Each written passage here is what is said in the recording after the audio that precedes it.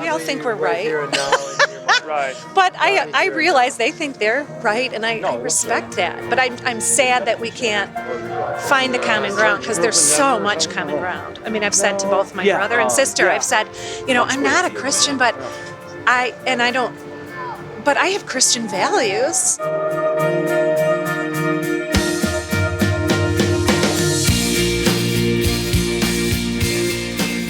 Acts 17, verse 16 says, while Paul was waiting for them in Athens, he was greatly distressed to see the city was full of idols. So he reasoned in the synagogue with the Jews and the God-fearing Greeks, as well as in the marketplace, day by day, with those who happened to be there. A group of Epicurean and Stoic philosophers began to dispute with him. Some of them asked, what is this babbler trying to say? Others remarked, he seems to be advocating foreign gods. They said this because Paul was preaching the good news about Jesus and the resurrection. Then they took him and brought him to a meeting of the hard word, where they said to him, I know that's what you were thinking. I really know. I'm trying to help you. May we know what this new teaching is that you are presenting. You're bringing some strange ideas to our ears, and we want to know what they mean. All the Athenians and foreigners who lived there spent their time doing nothing but talking about and listening to the latest ideas. Sounds like a philosophy class. Or at least that was my experience in philosophy classes. Verse 22, Paul then stood up in the meeting of the hard word and said, men of Athens, I see that in every way you are very religious. For as I walked around and looked carefully at your objects of worship, I even found an altar with the inscription, to an unknown God. Now what you worship is something unknown. I am going to proclaim to you. The God who made the world and everything in it is the Lord of heaven and earth and does not live in temples built by hands. And he is not served by human hands as if he needed anything, because he himself gives all men life and breath and everything else. From one man, he made every nation of men that they should inhabit the whole earth. And he determined the time set for them and the exact places where they should live. God did this so that men would seek him and perhaps reach out for him and find him, though he is not far from each one of us. For in him we live and move and have our being.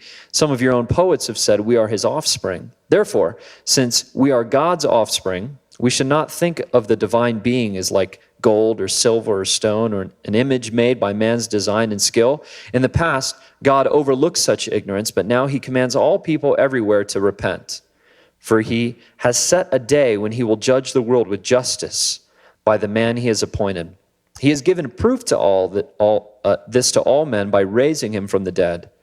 When they heard about the resurrection of the dead, some of them sneered, but others said, we want to hear you more on this subject.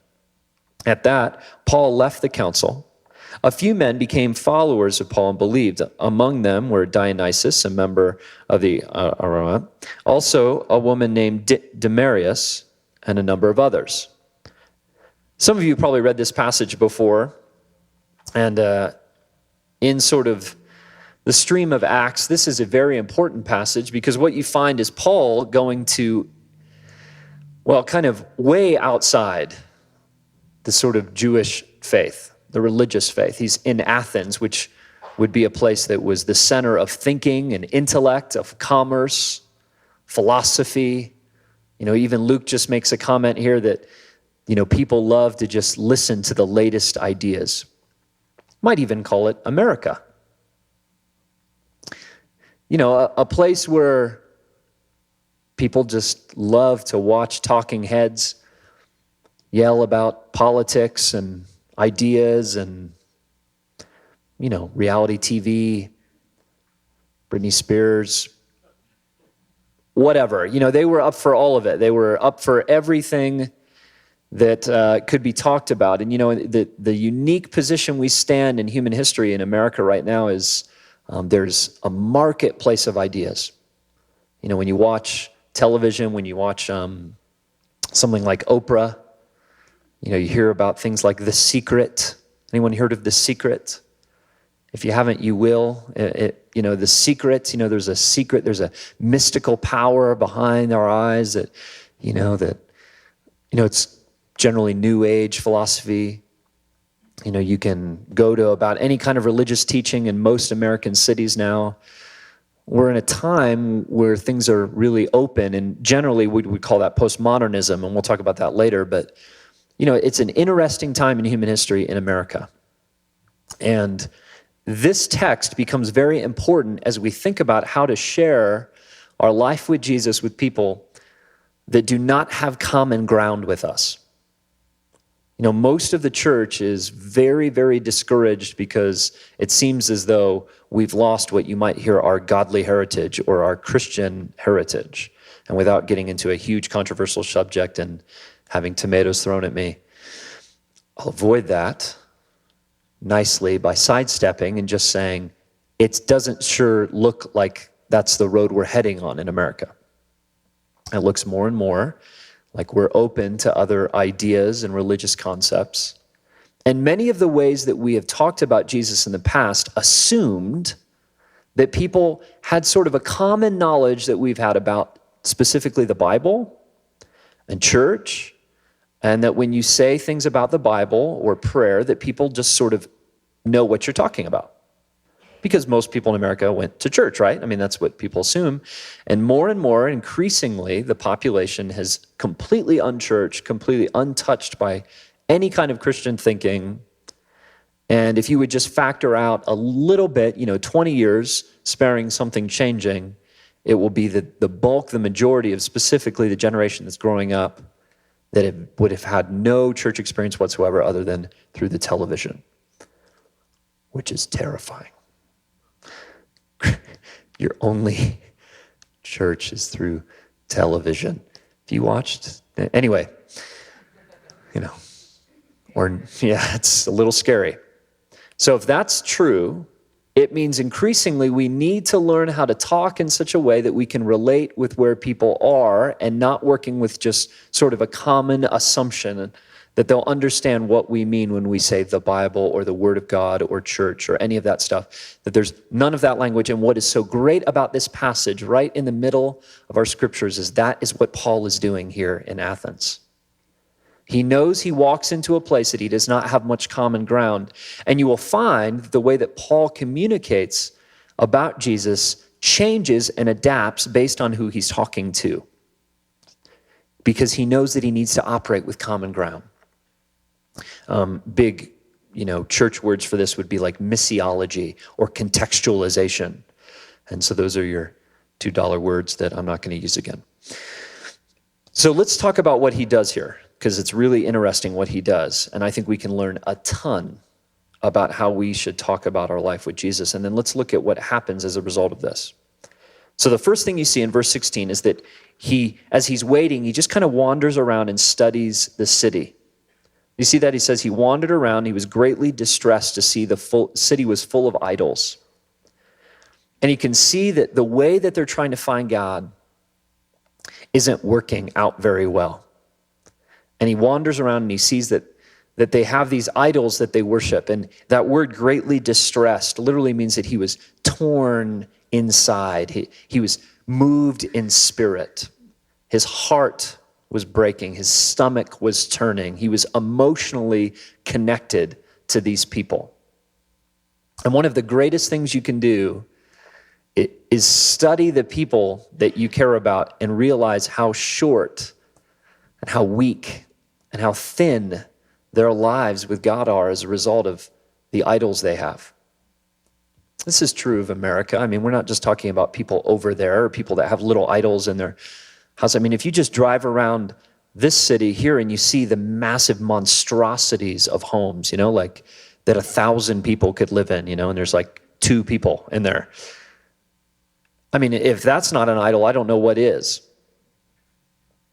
And as we look at that, and as we study the people that we care about, what we end up feeling is often God's heart. We feel distressed in spirit. We just go, oh no, don't you know that the more junk you buy, it doesn't fill your life? And our hearts begin to turn and change within us. And so the first thing that Paul wanted to do was get his heart wrapped around these people.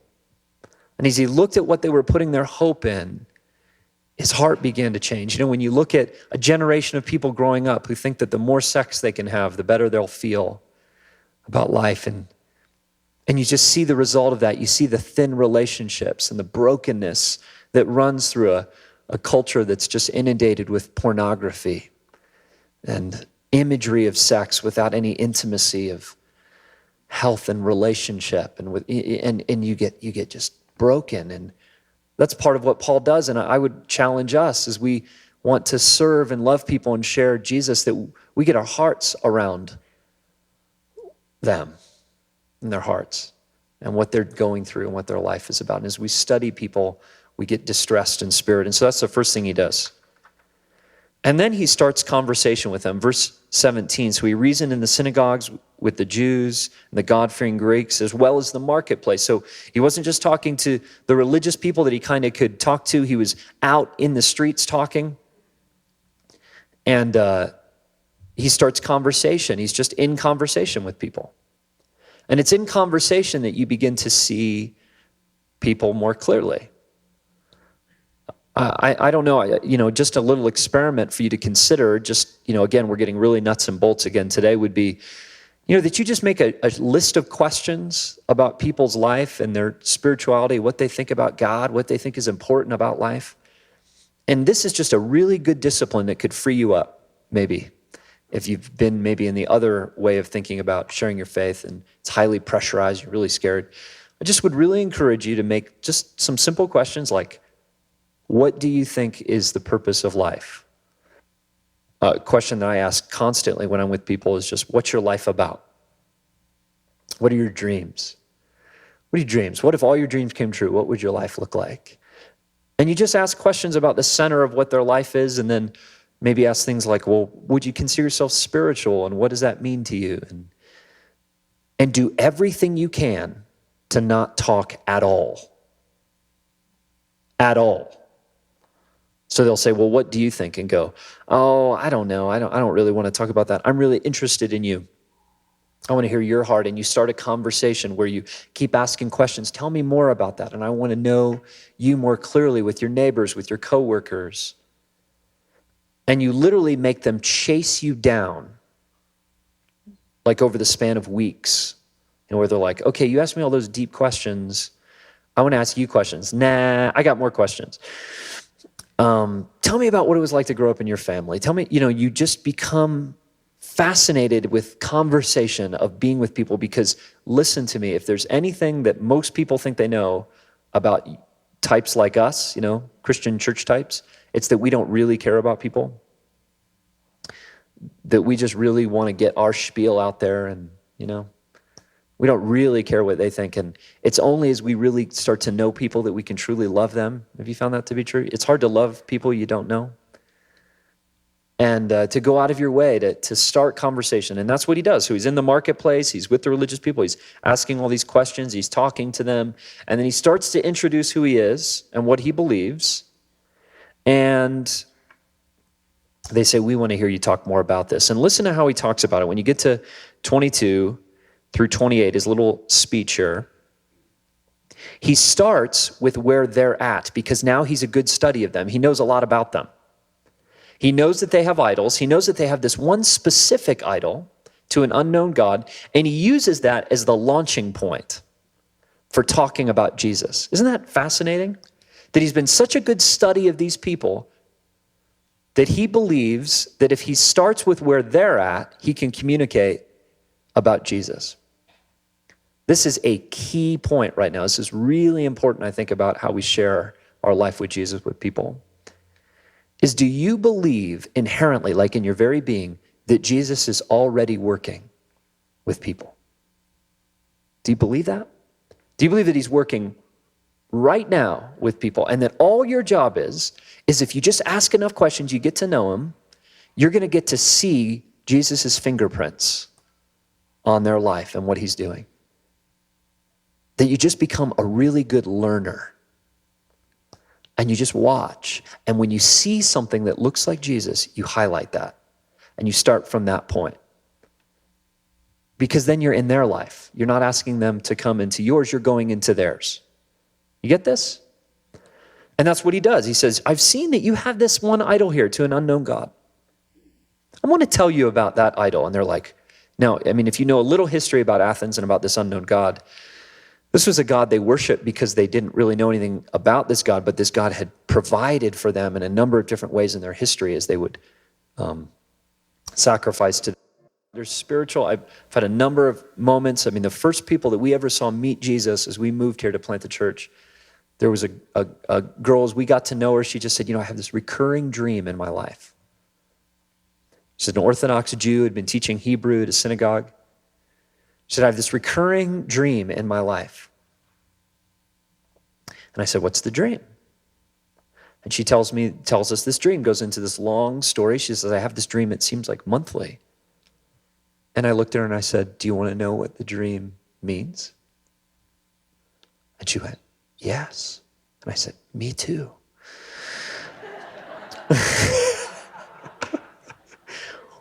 We should pray about that. Let's pray and believe that God, I think that sounds like the kind of thing God would talk about. Doesn't it sound like that to you? She goes, yeah, he does that all the time in the scriptures.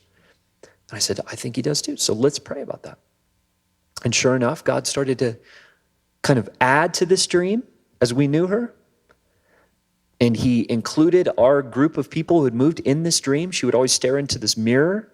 And then she kept having the dream. She's looking in the mirror and we're all standing in the mirror. He kept adding to the dream. Isn't it exciting news to think that Jesus really cares about this a lot more than you and me? And that he's been working way before we show up. And all we have to do is sort of like look for the dots and help connect them.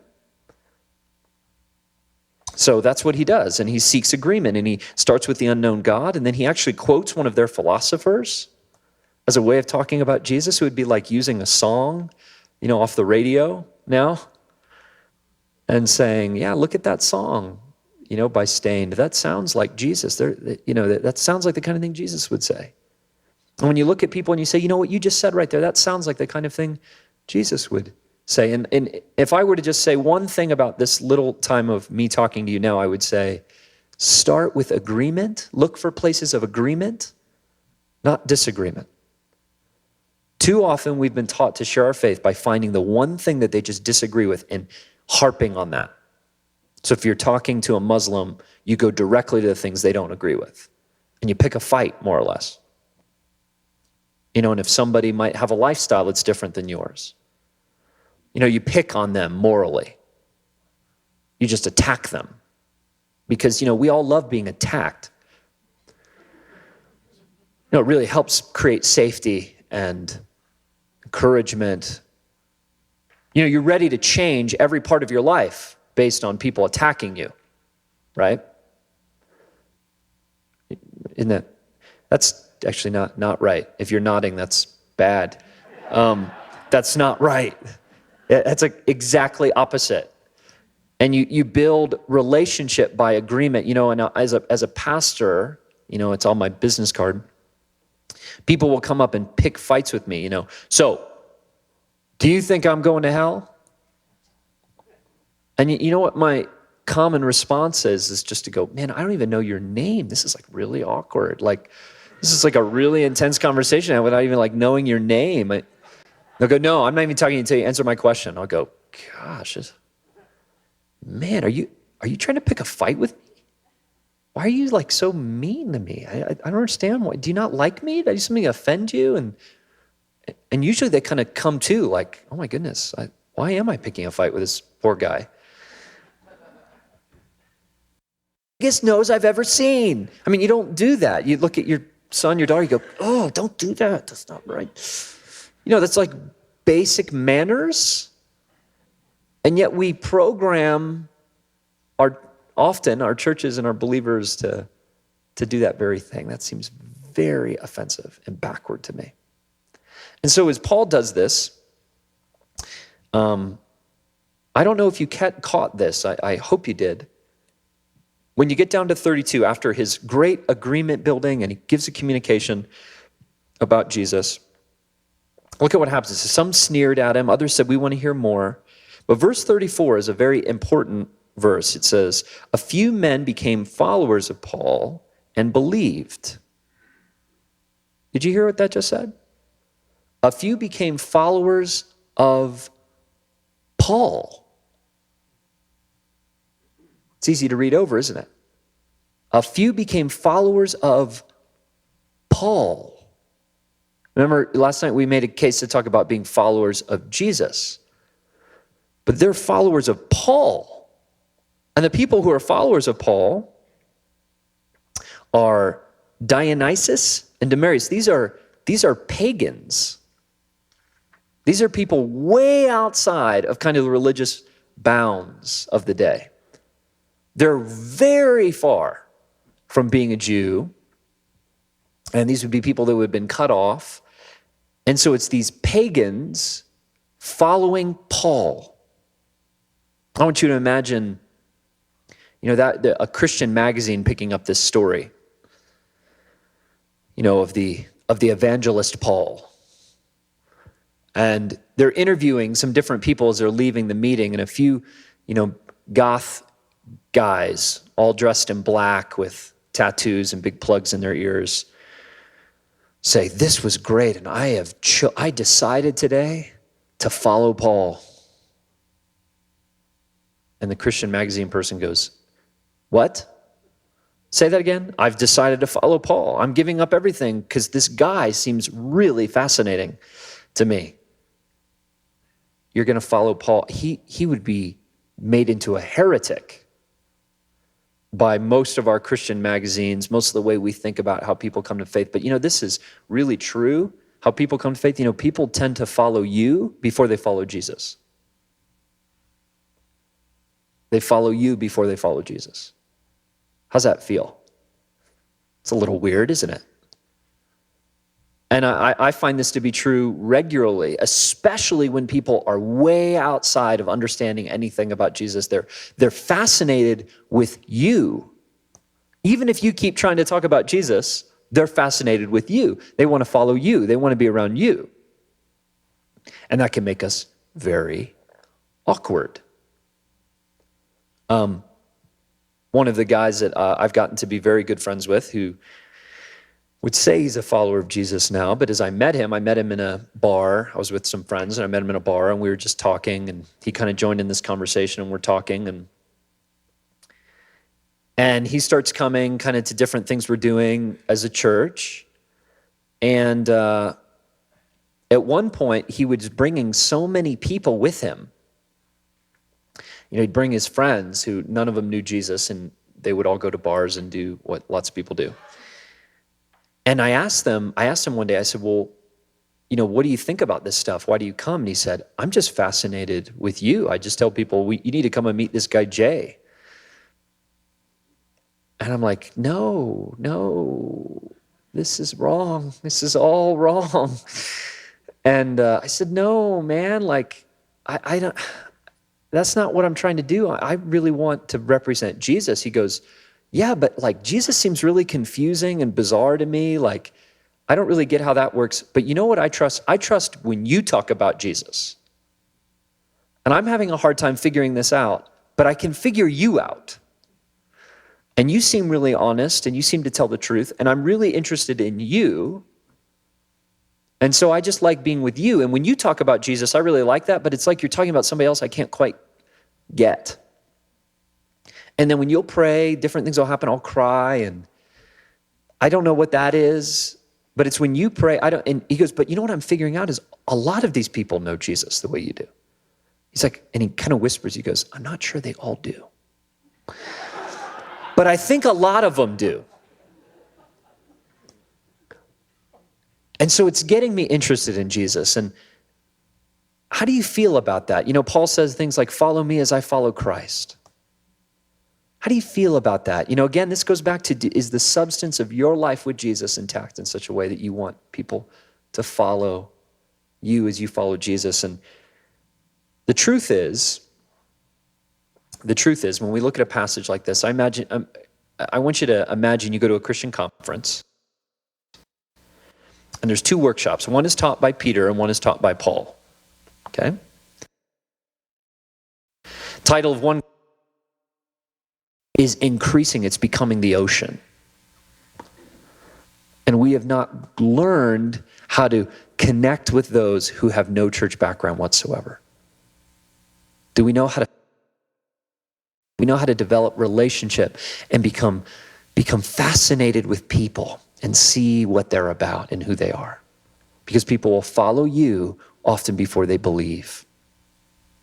And the second thing that will happen is they will often do things before they believe. Luke chapter 9, Luke chapter 10, I'm not going to look at it, but you could get that from also Dionysus and Damaris. What did they do? They probably followed Paul around as he was healing the sick and casting out. More interested in doing the works of Jesus that don't even understand who he is. I was in Boulder, and this guy says to me, well, and I'm doing just like this. I'm asking him questions about who he is. He was selling these books on spiritual stuff, and that's just like a blinking sign to me, like, come talk to me, It's like I'm salivating. I can't, it's like when someone, I can't wait to talk to this guy. So I just go over there and he starts telling me, I take Hinduism very seriously. And I said, well, what does that mean to you? Because, my father's Indian, and I've been around enough people in America to know that, white people that say they're Hindus are usually lying. And they just like to, his power fills you and his spirit lives with you. And I go, and what's the worst thing that's going to happen? We'll just make fools of ourselves. Let's do it. Seriously, people. And I went, well, yeah, kind of. I mean, really? I go, yeah, we heal the sick all the time. Healing the sick and casting out demons. He goes, avatar. And he goes, man, that's exactly right. I tell people this all the time. I go, Jesus was like an avatar and that we can become avatars. And I go, well, how's that going? I mean, seriously, how's it going, becoming an avatar? And he goes, well, what do you mean? I go, well, have you been healing the sick and casting out demons? He goes, well, I'm not an avatar yet. And I go, well, I have great news for you. I'm an avatar. And he goes, really? I go, yeah, we heal the sick all the time. We cast out demons, we heal the sick, we help the poor and the oppressed. He goes, really? He goes, and you're a pastor? Listen, seriously, people. And I went, well, yeah, kinda. Yeah, but probably not the way you think of it. I said, let's do this. Let's just go and heal the sick, for the rest of the day. Leave your books here. Let's go do it. And he went, oh, I don't know. I don't know if we can do that. Can we do that? I said, sure we can. See, when you know Jesus, his power fills you and his spirit lives with you. And I go, and what's the worst thing that's going to happen? We'll just make fools of ourselves. Let's do it. And so we went off for a couple hours just ministering to people. And this guy just was, with tears of joy, was just crying and just saying, this is wonderful. I didn't know that this could really be done. And he just, again, and the bad news is he's a follower of me right now, I think. And, but we went to heal the sick. You believe that, right? You believe Jesus heals the sick. You believe that, right? We say we believe it. We're the Vineyard, so we read books and write books. But we still believe this, I think. And what a great context. I think there's people that want to serve the poor, that want to heal the sick, much more than they want to know about Jesus. And as they find out that really that's what Jesus was about, they are fascinated with him suddenly. They want to do before they believe. Do we have room for that in our lives? That when we serve the poor, and again, from last night, do we serve the poor? Do we love our neighbors? Because again, there's the whole assumption that we know Jesus and we do what he's doing and we call people into that. I find many, many people, especially those who have no kind of similar context with us, will meet Jesus because they're a part of doing what we're doing before they believe, just like the disciples who didn't believe until they did. Make sense? So let's be really direct for a second. What does this do to you thinking about your life with Jesus? And do you have some kind of confidence to just say, follow me as I follow Christ? I imagine that more than you would think, the people that you would share with if you just said, come with us and serve the poor this weekend, that more people would be willing to do that than come to church. Now, isn't that ironic? That we can't get our church people to go to the outreach to serve the poor. Do you know what I mean? Like the poor pastor's like, please just come. We got a lot to do. If you come, and we're like pleading with our churches, come serve the poor, please help us. We have this outreach. And, and the church people are like, yeah, soccer, kids, football stuff. I'm sorry, can't come. And yet we would talk to our neighbor who doesn't know Jesus at all and say, would you want to come serve the poor? They go, man, that sounds great. Versus you say, would you want to come on Sunday? And they go, oh, I don't know. I got to wash my car. See the irony? There's an irony there. It's really odd. And as our lives represent the life and the purpose of Jesus, it's amazing how many people will come and do and follow you and meet Jesus along the way.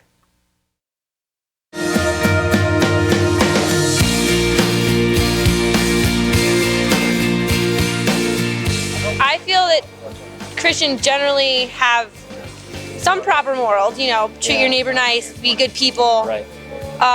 But Christians a lot of times want you to believe the same things as them. Yeah. And it's hard for them to accept it when you don't feel the same way as them.